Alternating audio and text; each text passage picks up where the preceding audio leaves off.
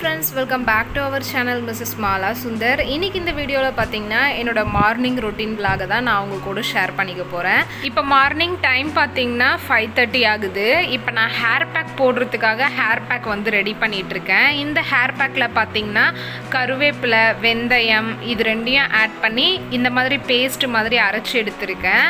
இப்போ இதை வந்து தனியா ஒரு துணியில போட்டு அதுல இருக்க சாறை மட்டும் பிழிஞ்சு எடுத்துக்கிறேன். இப்போ பாத்தீங்கன்னா இதுல இருக்கக்கூடிய சாறு எல்லாமே எடுத்தாச்சு தனியா. இப்போ நான் இதில் எக்கோட ஒயிட் மட்டும் வந்து ஆட் பண்ணிக்கிறேன். இந்த எக்கோட ஒயிட் ஆட் பண்ணிவிட்டு நல்லா வந்து மிக்ஸ் பண்ணி விட்டுக்கிறேன். இதை நல்லா மிக்ஸ் பண்ணிவிட்டு இதுக்கப்புறம் இதை வந்து டைரெக்டாக நம்ம தலையில் வந்து அப்ளை பண்ணிக்கலாம். இப்போ நான் ரெடி பண்ணி வச்சுருக்க இந்த ஹேர் பேக்கை என்னோடய ஹேரில் வந்து அப்ளை பண்ணிக்கிறேன். எப்போவுமே ஹேர் பேக் வந்து அப்ளை பண்ணுறதுக்கு முன்னாடி ஹேரில் வந்து கண்டிப்பாக ஆயில் அப்ளை பண்ணியிருக்கணும். அதுக்கப்புறம் தான் நம்ம ஹேர் பேக் வந்து அப்ளை பண்ணணும். ஹேர் பேக் அப்ளை பண்ணும்போது ஹேரை வந்து கொஞ்சம் கொஞ்சமாக பார்ட்டிஷனாக பிரித்து அப்ளை பண்ணணும். இப்போ பார்த்தீங்கன்னா ஃபுல்லாக ஹேர் பேக் அப்ளை பண்ணி முடிச்சாச்சு. இந்த ஹேர் பேக் வந்து ஒரு 20 மினிட்ஸ் கிட்ட நான் என்னோடய ஹேரில் அப்படியே விட்டுருவேன். அதுக்கப்புறம் தான் ஹேர் வாஷ் பண்ணுவேன். ஸோ இந்த 20 மினிட்ஸில் எனக்கு குக்கிங்க்கு தேவையான வெஜிடபிள்ஸ் எல்லாமே நான் கட் பண்ணிடுவேன். இன்னைக்கோட மெனு பிளான் பார்த்தீங்கன்னா மார்னிங் பிரேக்ஃபாஸ்ட்டுக்கு வெஜிடபிள்ஸ்லாம் ஆட் பண்ணி வெர்மிசலின் பண்ண போகிறேன். ஆஃப்டர்நூன் லஞ்சுக்கு பார்த்தீங்கன்னா ஒயிட் ரைஸ், எண்ணெய் கத்திரிக்காய் குழம்பு, பீன்ஸ் பொரியல் பண்ண போகிறேன். ஸோ இந்த டிஷ்ஷஸ் எல்லாமே பண்ணுறதுக்கு தேவையான வெங்காயம், தக்காளி, பச்சை மிளகாய், கருவேப்பிலை, கொத்தமல்லி, பூண்டு, வெஜிடபிள்ஸ் எல்லாமே கட் பண்ணி எடுத்து வச்சாச்சு. இப்போ பார்த்தீங்கன்னா அரிசி வந்து வாஷ் பண்ணிகிட்ருக்கேன். அரிசி வாஷ் பண்ணிட்டு வந்து வச்சுட்டு இதுக்கப்புறம் வந்து குளிச்சுட்டு வர போகிறேன்.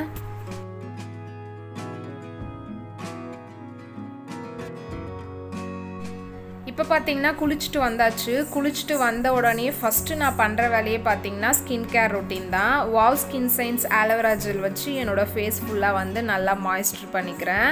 இப்போ பார்த்தீங்கன்னா செல்ஃப் க்ரூமிங்லாம் முடிச்சாச்சு. என்னோடய ஹேர் வந்து வெட்டாக இருக்குது. கொஞ்சம் நேரத்துக்கு அப்புறம் தான் வந்து நான் ஹேரை வந்து ட்ரை பண்ண போகிறேன். ஸோ இப்போ பாப்பாவுக்கு வந்து பால் ஒரு பர்னரில் வந்து காய வச்சுட்டேன். இன்னொரு சைடு பர்னரில் வந்து தண்ணி ஊற்றி வச்சுருக்கேன் சாப்பாடு வடிக்கிறதுக்காக. இப்போ பார்த்தீங்கன்னா சாதம் வடிக்கிறதுக்காக வச்சுருந்த தண்ணியுமே நல்லா பாயில் ஆயிடுச்சு. கழுவி வச்சுருந்த அரிசியுமே வந்து அதில் சேர்த்தாச்சு. பாப்பா ஹஸ்பண்ட் 2 பேருமே பார்த்தீங்கன்னா நல்லா தூங்கிட்டு இருக்காங்க. பாப்பா வந்து மார்னிங் டைமில் மேக்ஸிமம் வந்து ஃபீடிங் பாட்டிலில் தான் வந்து பால் குடிப்பா.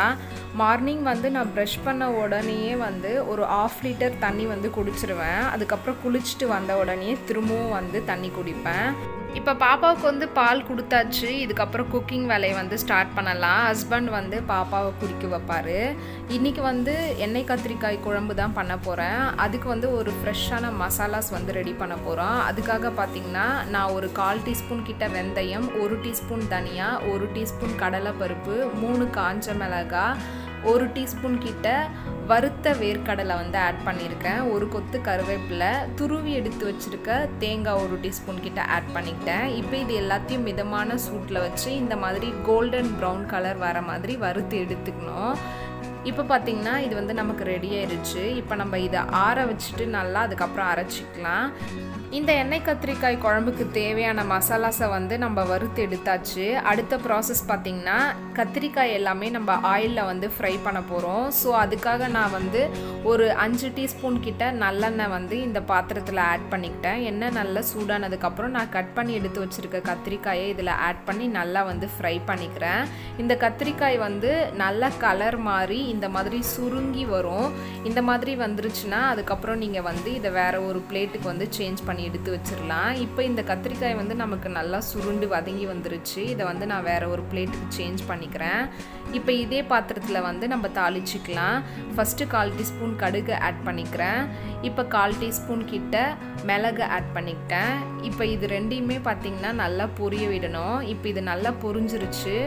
இப்போ இதில் தோல் உரிச்சு எடுத்து வச்சுருக்க ஒரு 10 பல் பூண்டு வந்து ஆட் பண்ணிக்கிறேன். 2 பச்சை மிளகாய் நீல வாக்கில் கட் பண்ணி வச்சுருந்தேன், அதையும் ஆட் பண்ணிக்கிட்டேன். 1 கொத்து கருவேப்பிலை, இது எல்லாமே ஆட் பண்ணி நல்லா எண்ணெயில் வந்து ஃப்ரை பண்ணி விட்டாச்சு. இப்போ ஒரு பெரிய வெங்காயம் குட்டி குட்டியாக சாப் பண்ணி வச்சுருக்கேன், அதையும் ஆட் பண்ணி நல்லா மிக்ஸ் பண்ணி விட்டுக்கிறேன்.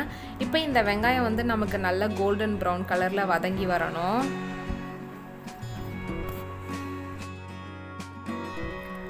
இப்போ பாருங்கள் நமக்கு இந்த வெங்காயம் வந்து நல்ல கோல்டன் ப்ரௌன் கலரில் வதங்கி வந்துருச்சு. இப்போ நம்ம இதில் தக்காளி ஆட் பண்ணிக்கலாம். நான் பார்த்திங்கன்னா தக்காளியை பேஸ்ட்டு மாதிரி அரைச்சி எடுத்துருக்கேன். இந்த மாதிரி பியூரி மாதிரி அரைச்சி சேர்த்துக்கோங்க. இப்போ இதை வந்து நல்லா மிக்ஸ் பண்ணி விட்டுடலாம். இப்போ இந்த தக்காளியோட பச்சை ஸ்மெல் போகிற வரையும் நம்ம இதை வந்து நல்லா வதக்கிக்கணும் ஆயில்லையே. இப்போ பார்த்திங்கன்னா நமக்கு இந்த தக்காளியெல்லாம் நல்லா வதங்கி வந்துருச்சு. அதோட பச்சை ஸ்மெல்லாம் போயிட்டு இப்போ நம்ம இதில் மசாலாஸ் ஆட் பண்ணிக்கலாம். நான் 1/4 டீஸ்பூன் கிட்ட மஞ்சள் தூள் ஆட் பண்ணிக்கிறேன். என்னோட காரத்துக்கு ஏற்ற மாதிரி நான் 1 டீஸ்பூன் கிட்ட குழம்பு மிளகாய் தூள் ஆட் பண்ணிக்கிட்டேன். இப்போ இந்த மசாலாஸோட பச்சை ஸ்மெல்லாம் போகிற மாதிரி நம்ம நல்லா வதக்கிக்கலாம். இப்போ பார்த்திங்கன்னா இந்த மசாலாஸோட பச்சை ஸ்மெல் எல்லாமே நல்லா போயிருச்சு. இப்போ நான் ஃப்ரை பண்ணி எடுத்து வச்சுருக்க கத்திரிக்காயை வந்து இதில் ஆட் பண்ணிக்கிறேன். இப்போ இந்த மசாலாஸ் எல்லாமே இந்த கத்திரிக்காய்க்கு மேலே உள்ளே போகிற மாதிரி இதை வந்து நம்ம நல்லா வதக்கி விட்டுக்கலாம். இப்போ பார்த்திங்கன்னா இந்த கத்திரிக்காய் வந்து மசாலாஸோட மிக்ஸ் ஆகிற மாதிரி நல்லா வதக்கி விட்டாச்சு. இப்போ நான் இதில் தண்ணி சேர்த்து நல்லா மிக்ஸ் பண்ணி விட்டுக்கிறேன். உங்களுக்கு வந்து கிரேவி எந்த அளவுக்கு வேணுமோ அந்த அளவுக்கு நீங்கள் வந்து தண்ணி சேர்த்துக்கோங்க. இப்போ இதை வந்து நல்லா மிக்ஸ் பண்ணி விட்டாச்சு. இப்போ நான் இதை மூடி போட்டு ஒரு 20 மினிட்ஸ் வந்து குக் பண்ணிக்கிறேன். இப்போ நம்ம இதை ஓப்பன் பண்ணி பார்க்கலாம். பாருங்கள் நம்ம ஊற்றின எண்ணெய் எல்லாமே நல்லா பிரிஞ்சு வந்திருக்கு. குழம்புமே நமக்கு நல்ல கிரேவி கன்சிஸ்டன்சியில் ரெடியாகி வந்திருக்கு. ஒன்ஸ் நான் இதை நல்லா மிக்ஸ் பண்ணி விட்டுக்கிறேன்.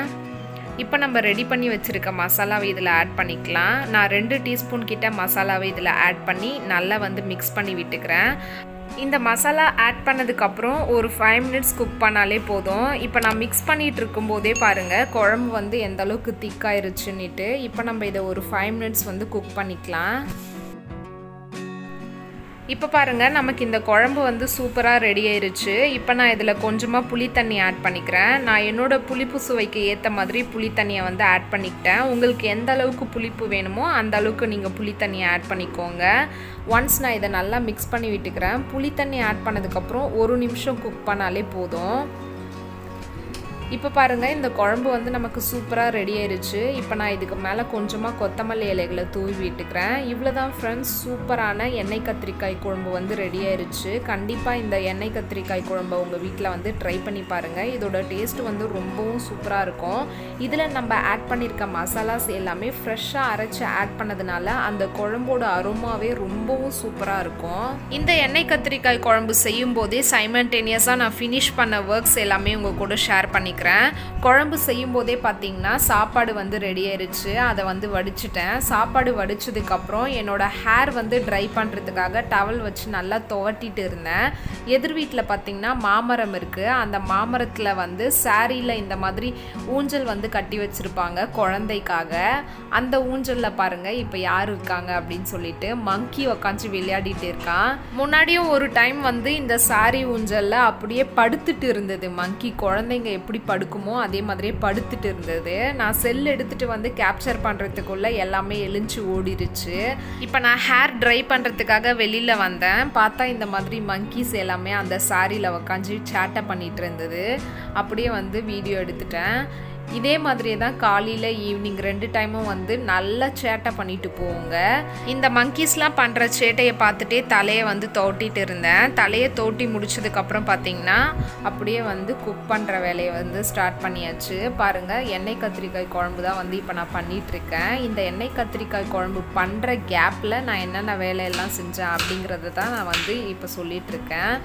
இந்த எண்ணெய் கத்திரிக்காய் குழம்பு பண்ணுற கேப்லேயே பார்த்திங்கன்னா நான் வந்து வெர்மிசிலின் பண்ணுறதுக்கு தேவையான வெங்காயம், பச்சை மிளகாய் இதெல்லாம் கட் பண்ணி எடுத்து வச்சுக்கிட்டேன். இதுக்கப்புறம் பார்த்திங்கன்னா வெர்மிசிலின் தான் பண்ண போகிறேன். இந்த வெர்மிசிலினை எப்படி பண்ணுறது அப்படிங்கிறத ஒரு டெடிக்கேட்டடான வீடியோவில் நான் உங்கள் கூட ஷேர் பண்ணிக்கிறேன். இந்த வீடியோவில் இந்த வெர்மிசிலினை ஃபுல்லாக எப்படி பண்ணுறது அப்படிங்கிறத நான் கவர் பண்ணலை. இதுக்கப்புறம் பார்த்திங்கன்னா என்னோடய ஃபுல் ஒர்க்குமே முடிஞ்சிருச்சு. இப்போ நான் என்னென்ன குக் பண்ணியிருக்கேன் அப்படிங்கிறத நான் உங்களுக்கு காமிக்கிறேன். எண்ணெய் கத்திரிக்காய் குழம்பு வந்து வச்சுருந்தேன். என்னோடய ஹஸ்பண்டோட லஞ்ச் பாக்ஸ்க்கு வந்து பேக் பண்ணிட்டேன். ஸோ வந்து 2 கத்திரிக்காய் தான் இருக்குது. இங்கே பார்த்திங்கன்னா வெர்மிசிலின், இந்த வெர்மிசிலினில் வெஜிடபிள்ஸ்லாம் ஆட் பண்ணியிருக்கேன். ப்ளஸ் எக்குமே வந்து ஸ்க்ராம்பிள் பண்ணி ஆட் பண்ணியிருக்கேன். இந்த ஹாட் பேக்கில் ஒயிட் ரைஸ் வந்து வச்சுருக்கேன். இதில் பார்த்தீங்கன்னா பீன்ஸ் பொரியல் இருக்குது. இவ்வளோ தான் ஃப்ரெண்ட்ஸ் என்னோட மார்னிங் குக்கிங் ரொட்டீன் வந்து இந்த மாதிரி தான் இருக்கும். குக்கிங் ஒர்க் முடிஞ்சதுக்கப்புறம் எனக்கு வெசல் வாஷ் பண்ணுற ஒர்க்ஸ் மட்டும்தான் இருக்கும். அடுத்ததாக பார்த்தீங்கன்னா நான் ஒரு ட்ரைபிள்ளை குக்வேர் வந்து ஆர்டர் பண்ணியிருந்தேன். அந்த குக்வேர் வந்து எனக்கு ரிசீவ் ஆயிருச்சு. இதோட ஃபுல் பேக்கேஜுமே பார்த்தீங்கன்னா எந்த ஒரு டேமேஜும் இல்லாமல் தான் ரிசீவ் ஆச்சு. இந்த ப்ராடக்டோட ஒரிஜினல் எம்ஆர்பி ரேட் பார்த்தீங்கன்னா 3115 ருபீஸ். பட் நான் வந்து 35% டிஸ்கவுண்டில் 1538 ருபீஸ்க்கு பர்ச்சேஸ் பண்ணேன். பட் இப்போ பார்த்தீங்கன்னா இந்த ப்ராடக்ட் வந்து 38% டிஸ்கவுண்டில் 1916 ருபீஸ் ஆயிடுச்சு. இந்த குக்வேர் பார்த்தீங்கன்னா பல்ட்ரா பிராண்டோடது. இதோட டோட்டல் சென்டிமீட்டர் பார்த்தீங்கன்னா 22 சென்டிமீட்டர். கெப்பாசிட்டி பார்த்தீங்கன்னா 3.9 லிட்டர் கெப்பாசிட்டி. இந்த குக்வேரை நம்ம கேஸ்லையும் யூஸ் பண்ணிக்கலாம், இண்டக்ஷன்லையும் யூஸ் பண்ணிக்கலாம். அது மட்டும் இல்லாமல் குக் பண்ணுறதுக்கும் யூஸ் பண்ணிக்கலாம், சர்விங் பாட்டாகவும் யூஸ் பண்ணிக்கலாம். இந்த குக்வேரை வந்து 3 லேயராக வந்து மேக் பண்ணியிருக்காங்க. இந்த குக்வேரை வந்து நீங்கள் ரீட்டைல் பண்ணணும் அப்படின்னு நினச்சிங்கன்னா ரீட்டைல் பண்ணுறவங்களுக்கான ப்ரைஸ் பார்த்தீங்கன்னா 2750 ருபீஸ்க்கு வந்து தராங்க.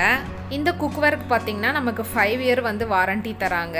அது மட்டும் இல்லாமல் இந்த குக்வேருக்குள்ளவே எக்ஸ்ட்ரா 3 மந்த்துக்கான வாரண்டி கார்டையுமே வந்து கொடுத்து வச்சுருந்தாங்க. இந்த எக்ஸ்ட்ரா 3 மந்த் வாரண்டியை வந்து நம்ம எப்படி கிளைம் பண்ணுறது அப்படிங்கிற ஸ்டெப்ஸையுமே பார்த்தீங்கன்னா இந்த வாரண்டி கார்டுக்கு பின்னாடியே வந்து கொடுத்து வச்சுருந்தாங்க. இவங்க கொடுத்துருந்த இந்த ஸ்டெப்ஸ் எல்லாமே ஃபாலோ பண்ணி நான் எக்ஸ்ட்ரா 3 மந்த்துக்கான வாரண்டியுமே கிளைம் பண்ணிட்டேன். இந்த குக்வேரோட ஃபுல் டீட்டெயில் வந்து பார்த்தாச்சு. இப்போ இந்த குக்வேர் வந்து எப்படி இருக்குன்னு பார்க்கலாம். இந்த குக்வேரோட லிட்டு தான் நான் இப்போ கையில் வச்சுட்ருக்கேன். இந்த லிட்டில் இருக்கக்கூடிய இந்த ஹேண்டில் பார்த்தீங்கன்னா நல்ல ஸ்டடியாக இருக்குது. இந்த ஹேண்டிலை வந்து செக்யூர் பண்ணுறதுக்கு இன்னர் சைடில் ஸ்க்ரூ யூஸ் பண்ணாமல் எஸ்எஸ் ரிவிட் வச்சு க்ளோஸ் பண்ணியிருக்காங்க. இந்த லிட்டு பார்த்தீங்கன்னா நல்ல வெயிட்டாக இருக்குது. அது மட்டும் இல்லாமல் இந்த லிட்டோட எட்ஜஸ் எல்லாமே நம்மளோட கையை வந்து கிழிக்கிற மாதிரி ஷார்ப்பாக இல்லாமல் பிளண்டாக வந்து சேஃபாக வந்து கொடுத்துருக்காங்க.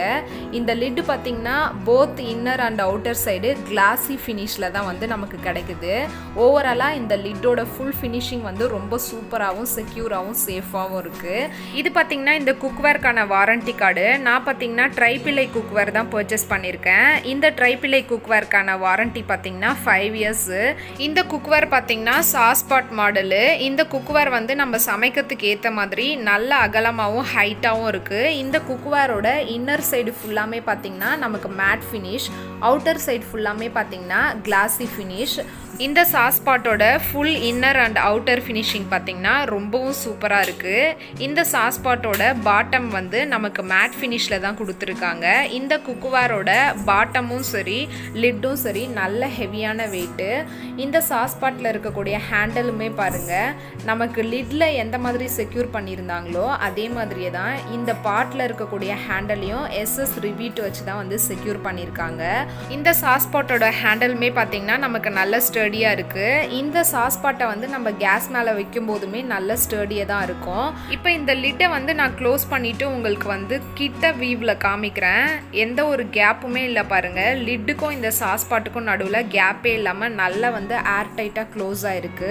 ஓவராலாக இந்த சாஸ்பாட்டோட ஃபுல் குவாலிட்டியுமே பார்த்திங்கன்னா ரொம்பவும் சூப்பராக இருக்குது. இந்த குக்வேர் பார்த்திங்கன்னா என்னோடய அப்பா தான் எனக்கு வாங்கி கொடுத்தது. எங்கள் அப்பா வந்து நான் ஆர்டர் பண்ணும்போதே சொன்னார், உனக்கு ஒன்று அம்மாவுக்கு ஒன்று 2 ஆர்டர் பண்ணு அப்படின்ட்டு. நான் வந்து எங்கள் அப்பா கிட்ட இல்லை, நான் ஃபஸ்ட்டு ஒன்று ஆர்டர் பண்ணி அதை வந்து ரிசீவ் பண்ணதுக்கப்புறம் அந்த குக்வேரில் குக் பண்ணிவிட்டு அது நல்லா இருந்ததுன்னா அதுக்கப்புறம் அம்மாவுக்கு ஆர்டர் போடுறேன் அப்படின்னு சொல்லியிருந்தேன். இப்போ வந்து இந்த பாத்திரம் ரிசீவ் ஆனதுக்கப்புறம் நான் இதில் வந்து 3 டைம்ஸ் குக் பண்ணிட்டேன். ஃபுட் எதுவுமே ஸ்டிக்கி ஆகலை. இப்போ என்னோடய அம்மாவுக்கு வந்து ஆர்டர் பண்ணலாம் அப்படின்ட்டு ஆர்டர் வந்து ப்ளேஸ் பண்ணுறதுக்காக பார்க்கும்போது ரேட்டு பார்த்திங்கன்னா நான் வாங்கினப்ப இருந்த ரேட்டு விட இப்போ 378 ருபீஸ் எக்ஸ்ட்ரா இருக்குது. ஃபஸ்ட்டே 2 வந்து ஆர்டர் போட்டிருக்கலாம் போல். எனிவே இந்த ப்ராடக்ட்டை வந்து என்னோட கார்ட்லேயே போட்டு வச்சுருக்கேன். இன்கேஸ் ப்ரைஸ் ட்ராப் ஆனாலும் எனக்கு வந்து நோட்டிஃபிகேஷன் வரும், உடனே வந்து ஆர்டரை ப்ளேஸ் பண்ணிக்கலாம். இவ்வளோ தான் ஃப்ரெண்ட்ஸ், இந்த வீடியோ வந்து இதோட நான் முடிச்சுக்கிறேன். இந்த வீடியோ வந்து கண்டிப்பாக உங்களுக்கு யூஸ்ஃபுல்லாகவும் இன்ட்ரெஸ்டிங்காகவும் இன்ஃபர்மேட்டிவாகவும் மோட்டிவேஷனலாகவும் இருந்திருக்கும்னு நினைக்கிறேன். என்னோட வீடியோஸை நீங்கள் ஃபஸ்ட் டைம் பார்க்குறீங்கன்னா மறக்காமல் என்னோட சேனலை சப்ஸ்கிரைப் பண்ணிக்கோங்க. பக்கத்தில் இருக்க பெல் ஐக்கானை கிளிக் பண்ணுங்கள். அதில் ஆல்ன்ற நோட்டிஃபிகேஷன் இருக்கும், அதையும் கிளிக் பண்ணிக்கோங்க. அப்போ தான் ஒவ்வொரு டைம் நான் போடுற நியூ வீடியோஸ் உங்கள் நோட்டிஃபிகேஷனுக்கு வரும். என்னோட வீடியோஸ் உங்களுக்கு பிடிச்சிருந்தா என்னோட வீடியோஸை உங்கள் ஃப்ரெண்ட்ஸ் கூட ஷேர் பண்ணுங்கள், லைக் பண்ணுங்கள், கமெண்ட் பண்ணுங்கள். இதோட நெக்ஸ்ட் ஒரு சூப்பரான வீடியோவோட நான் உங்களை மீட் பண்ணுறேன். Take care, bye bye.